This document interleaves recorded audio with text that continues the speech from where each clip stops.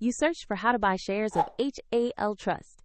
HAL Trust is listed on Euronext under the ticker HAL.NV. This video is an educational walkthrough and not financial advice. You need a broker to buy shares, and I will use eToro as an example to show the process. After registering, you must verify your account, typically with an ID, and add funds before you can place an order. Use the platform search bar and enter the ticker HAL.NV to locate the listing. Select the result that matches HAL Trust on Euronext to open its asset page. On the asset page, you will see basic company information and a price chart for HAL Trust. Confirm the page shows HAL.NV on Euronext so you have the correct stock. To invest, choose Invest or Trade, enter the amount you want to buy, review the order details and fees, and then confirm the transaction. If the market is closed, the order may be placed as pending, and if funds are insufficient, the platform will ask you to add money before confirming.